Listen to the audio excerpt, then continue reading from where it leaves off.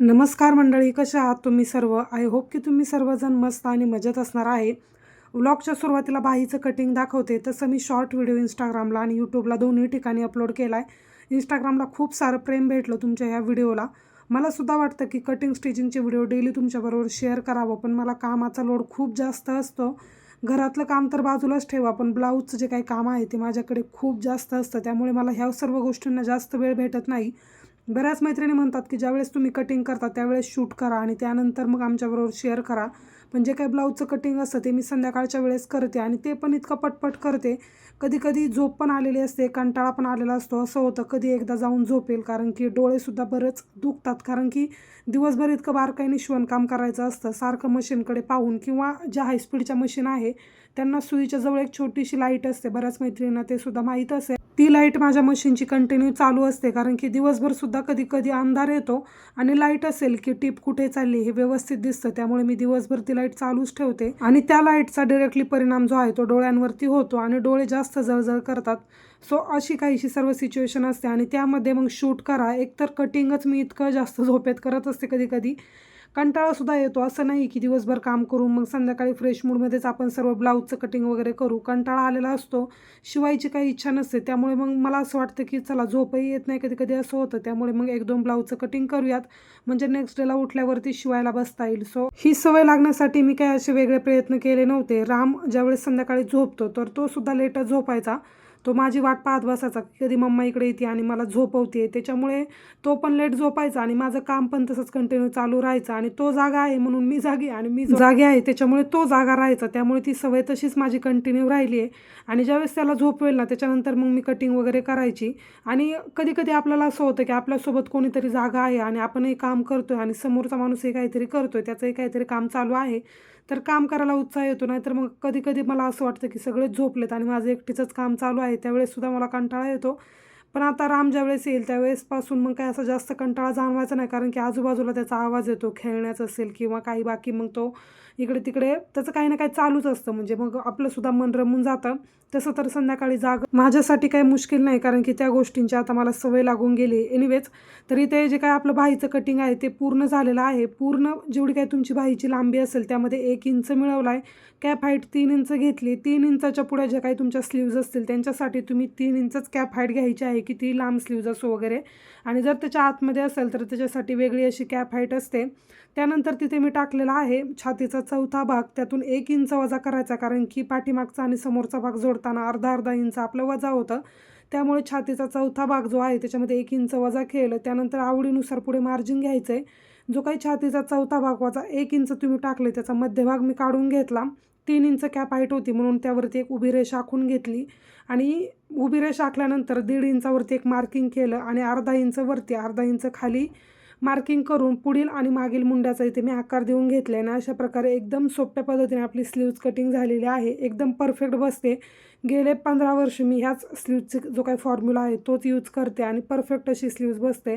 चला, आता तो तर व्हिडिओ तुमच्याबरोबर शेअर केला. बाय द वे, मी खूप घाईमध्ये तुम्हाला सांगते की कशा पद्धतीने कटिंग केलं आहे.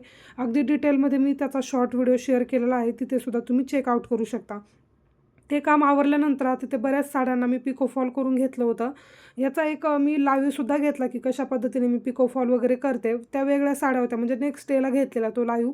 तर त्यामध्ये सुद्धा बऱ्याच मैत्रिणी कमेंट करत होत्या. पण जो काही मोबाईल होता तो मी टेबलवरती सेट केलेला आणि जे काही लँग्वेज होती ती सिलेक्ट करायची, म्हणजे ऑटो मोडवर जाते, आपल्याला ती व्यवस्थित ऑप्शन सेट करावा लागतो, तर तो करायचा मी विसरले. आणि त्याच्यानंतर काही काही कमेंट काय माझ्या लक्षात आल्या नाही, त्यातल्या मोजक्या कमेंट, जसा की फॉल कोणता यूज करता, दोरा कोणता यूज करता, तर ते सर्व कमेंट्स होत्या. तर जो काही साडी असेल त्याचाच मी इथे धागासुद्धा यूज करते. नायलॉनचा एक धागा येतो व्हाईट, म्हणजे असं जरासा सिल्वर कलरमध्ये असतो, तो यूज केला सगळ्या साड्यांना तरी चालतो. सुरुवातीला 1-2 साड्यांना मी यूज केलेला, पण कस्टमरचं म्हणणं होतं की दोरा खूप टोचतो तो, त्याच्यामुळे मग मी जो काही मॅचिंगचा धागा असेल धनश्रीचा तोच यूज करते. इथे जवळजवळ 10 ते 12 साड्या ज्या आहेत ती मी एक सोबत पिको फॉल करून घेतल्या, कारण की माझं सुरुवातीपासून तसंच रुटीन आहे. एकदा ब्लाऊज शिवायला बसलं की कंटिन्यू 1-2 दिवस तेच करायचं. पेपर कटिंग करायला बसलं की मग सोबतच सर्व पेपर कटिंग करून घ्यायचे. साड्या पिको फॉलला बसलं का मग तेच करायचं, किंवा हुक लावायला बसले तर मग सोबत सर्व हुक ब्लाऊजला बसून घ्यायचे. अशा पद्धतीने मी काम करते. म्हणजे एक काम घेतलं की त्याच्यामधलं फिनिशिंग हे होतं. जसं की आता मी एखाद्या ब्लाऊजला माझा हात बसला, एकाच कस्टमरचे 3 ब्लाऊज आहेत, तर सोबत मी त्यांचे 3ही ब्लाऊज कट करून घेते. होते एकावरती एक अस्तर ठेवून. एखाद्या कस्टमरचा एकच ब्लाऊज आहे तर एकाचं कटिंग, आणि ज्याचे जास्त आहे त्यांच्यासोबत कटिंग करून घेतलं. फिटिंगची मापही आपल्या लक्षात राहतं, सारखं नोटबुक वगैरे उचकावं लागत नाही आणि पटपट कामसुद्धा होतं. आता ज्या काही साड्या होत्या त्या मी 1-2 पिशव्यांमध्ये व्यवस्थित भरल्या, कारण की मला त्यांना आता हातशिलाईसाठी बाहेर नेऊन द्यायचं होतं. तर ते मी बाजूला ठेवलं आणि त्यानंतर आता घेतलेलं आहे ते कटिंगला. जे काही ब्लाऊजचं मी कटिंग करत होते त्यावेळेससुद्धा मी नेक्स्ट डेला लाईव्ह चालू केला होता. आता ह्या ज्या क्लिप्स आहेत त्या 1-2 दिवसाच्या मिक्स आहेत. कधी कोणत्या दिवसाला मी कोणती क्लिप शूट केली हे तर मला एक्झॅक्टली काही आठवत नाही, पण म्हटलं चला एक कंबाईन व्हिडिओ तुमच्याबरोबर शेअर करूयात आणि काही टिप्ससुद्धा देऊयात. प्रिन्सेस विदाऊट योगपट्टीवाला हा जो काय आहे तो ब्लाऊज पीस होता.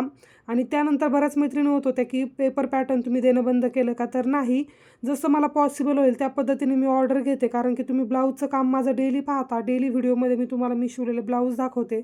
ब्लाऊजचं काम मला बऱ्यापैकी असतं, त्याच्यामुळे मग काय होतं तिकडे माझं एवढं जास्त लक्ष राहत नाही. अगदी मोजक्या ऑर्डर मी घेते आणि ज्या कोणी मैत्रिणी माझ्याकडून पेपर पॅटर्न घेतात त्यांनासुद्धा गाईड करावं लागतं मला. त्यांचे जे काही प्रश्न असतील, त्यांना कुठे काही समजत नाही ते सुद्धा मी सांगत असते. कारण की ज्यावेळेस ते माझ्याकडून पेपर पॅटर्न घेतात त्यावेळेस मी त्यांना माझ्या व्हॉट्सअप नंबरला ॲड करते, जेणेकरून त्यांना कधीही प्रॉब्लेम आला आणि माझ्याकडेही किती काम असलं तरीसुद्धा मी वेळात वेळ काढून त्यांना त्यांचे जे काही क्वेरीज असतील त्याच्यावरती त्यांना सोल्युशन देत असते. कसं होतं माहिती आहे का, ज्यावेळेस एखादं पेपर पॅटर्न घेतं आपल्यालासुद्धा काही गोष्टी लवकर कधी कधी समजत नाही. जेव्हा आम्ही क्लास करत होतो त्यावेळेस आम्हालासुद्धा असंच व्हायचं. मग समोरच्याची सुद्धा जी काही सिच्युएशन असेल ती समजून घेणं खूप गरजेचं आहे, त्याच्यामुळे मी त्यांनासुद्धा गाईड करत असते. ह्या सर्व गोष्टी माझ्या सायमल्टेनियसली चालूच असतात. सोबत मग ब्लाऊजचं कटिंग असेल, पेपर कटिंग, हुक बसवणं, जशा गोष्टी मला शक्य होतील. एखाद्या कस्टमरचा ब्लाऊज शिवून झाला आहे पण त्याला हुक बसून नाही झाले, याच्यासाठी कधी कधी 10 ते 12 दिवस ते ब्लाऊज माझ्याकडेच राहतं. मग शेवटी मी कंटाळून जे काही ब्लाऊज असेल त्याला बाहेरून हुक वगैरे बसून आणते. असं सुद्धा खूप वेळा माझ्यासोबत होतं. म्हणजे जसा वेळ भेटेल तसं काम करत राहिलं पाहिजे, नाही तर मग एखादा दिवस जरी गेला, म्हणजे ज्या दिवशी की आपण काहीच काम केलं नाही त्या दिवशीचा तो वेस्ट गेलेला दिवस, मग त्याचं नंतर रिग्रेट व्हायला लागतं की काहीतरी करायला पाहिजे होतं, छोटं मोठं का होईना. शूट करत होते आणि मोबाईल इतका घाईमध्ये काढायला गेले की जे काही स्टँड होतं त्याची जी रिंग आहे वरची जिथे आपण मोबाईल फिक्स करतो तेच निघलं. आणि त्याच्यानंतर आता कसं फिक्स करू व्हिडिओ शूट करण्यासाठी. दुसरं तर माझ्याकडे ट्रायपॉड नव्हतं, ऑलरेडी 2 रामने तोडलेत आणि हा तिसरा माझ्याकडून तुटला आहे. त्याच्यामुळे काय शूट करू आणि कसं करू कळत नव्हतं. मग हा फेविकॉल जो काही ग्लू होता आपला B7000चा तो माझ्याकडे होता, त्याने चिकटवलं. थोड्या वेळ त्याला सेट होऊन दिलं, स्टेबल होऊन दिलं आणि त्याच्यानंतर मग पाहिलं की व्यवस्थित चिकटलं की नाही, तर एकदम परफेक्ट चिकटलं गेलं होतं. आता फक्त मला त्याला रोटेट करता येत नाही, हॉरिझॉन्टल किंवा व्हर्टिकल एकच मोड त्याचा आता राहिला आहे. पण चला आता चालू काम तर माझं होतं आहे. तिकडे जे काही आपलं टेबल आहे तिथे मी फक्त अस्तर कट करते. कधी कधी ब्लाऊजही करते जर छोटं मेजरमेंट असेल, नाहीतर मग अस्तर मी वरती कट करून घेते टेबलवरती आणि जे काही ब्लाऊज कट करायचे असतील ते खाली ठेवून व्यवस्थित कट करून घेते. आता 4 ते 5 ब्लाऊजचं कटिंग करून घेतले, कारण की एकाच कस्टमरचे ते आहेत. काही शिवलेले ब्लाऊज तुमच्याबरोबर शेअर करते. बऱ्याच मैत्रिणी विचारतात की पायपिंगचे तुम्ही किती पैसे घेता, तर मी 50 ते 60 रुपये पायपिंगनुसार वेगवेगळे घेते. कधी मटका शेप असेल, पंचकोनी असेल तर 60-70 रुपयेसुद्धा घेते. बऱ्याच मैत्रिणीला असं वाटतं की फुकट द्यायला पाहिजे, फिनिशिंग चांगली दिसते, तो तुमचाच निर्णय होता लावायचा की नाही. कधी कधी तुमच्या ब्लाऊजचं फॅब्रिकसुद्धा कमी पडतं, ब्लाऊजला व्यवस्थित पायपिंग नाही झाली तर तुम्हीसुद्धा नाराज होता. आणि जी काही पायपिंग आम्ही लावतो त्याच्यासाठी लागणारा धागा असेल, कपडा असेल, तो वेगळा आणावा लागतो. कालचीच गोष्ट तुम्हाला सांगते, जवळजवळ 450 रुपये मी फक्त त्या फॅब्रिकवरती घातलेत. त्याच्यानंतर परत एक मोठा रोल आणला 100 रुपयाचा, म्हणजे जवळजवळ 600 रुपयाची इन्व्हेस्टमेंट आपण धरून चालूयात. तर आता ते 600 रुपये जर मी तुमच्याकडून नाही घेतले तर माझा जो काही एक्स्ट्राचा खर्च असेल तो मला खिशातूनच पे करावा लागेल. त्यामुळे मग मी घेते. आणि पायपिंग करायला जर तुम्ही साधी शिलाईची पट्टी लावायचं असेल किंवा बाकी मग साधा गोट करायचं असेल तर त्याच्यासाठी एवढा वेळ लागत नाही. त्याच्या दुपटीने तिपटीने वेळ जी काही पायपिंग आहे ती करण्यासाठी लागतो. कारण की सिंगल दाब सेट करा, त्याच्यानंतर पायपिंग बनवा, ती लावा, नंतर प्रेस करून व्यवस्थित ती सेट करा, बऱ्याच गोष्टी आहेत. त्याच्यामुळे प्लीज असं म्हणत नका जाऊ की तुम्ही तुमच्या फिनिशिंगसाठी लावता किंवा आम्ही काय तुम्हाला सांगितलं नव्हतं.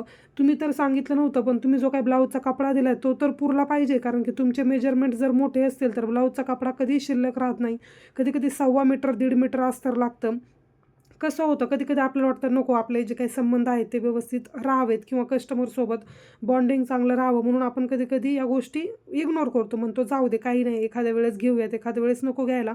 पण कस्टमर जर आपण नेहमी नेहमी दिला, असं खूप वेळा झालं की मी 1-2दा पायपिंग अशी फ्रीमध्येच करून दिले, पण नंतर मला असं रिअलाईज होतं की जे काही मी कष्ट घेते त्याचा मोबदला मला भेटतच नाही आहे. जे पायपिंगसाठी मी वेळ देते, पैसा खर्च करते, ते जर मला परत भेटलंच नाही तर त्याचा फायदा काय. त्याच्यामुळे मी आता प्रत्येक कस्टमरकडून पायपिंगचे वेगळे पैसे पैसे घेते आणि घ्यायलाच पाहिजे. जिथे आपण आपले एफर्ट्स टाकतोय त्या गोष्टीचा योग्य तो मोबदला आपल्याला भेटलाच पाहिजे.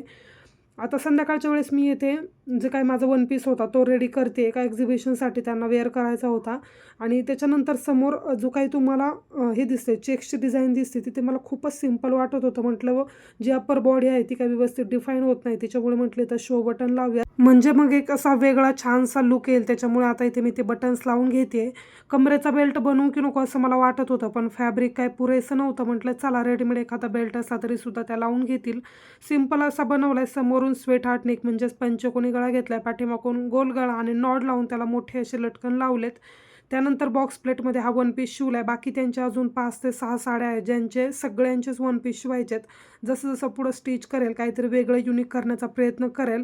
पॉसिबल झालं तर कटिंग स्टिचिंगसुद्धा शेअर करेल आणि बाकीचे जे काही डिझाईन असतील कशा पद्धतीने फ्रंट बॅक नेक करते ते सुद्धा व्हिडिओमध्ये शॉर्ट व्हिडिओमध्ये शेअर करेल, म्हणजे तुम्हाला सुद्धा एक जनरल आयडिया येऊन जाईल. तर चला असं असतं माझं संध्याकाळचं रुटीन. कधी कधी 12, 1, 2 असे सुद्धा वाजतात आणि मला बहुतांशी तरी असं वाटते की मला दुपारच्या वेळेपेक्षा ना संध्याकाळी काम करायला छान वाटते आणि काम पण पटपट होतंय. तर चला असा होता आजचा व्हिडिओ.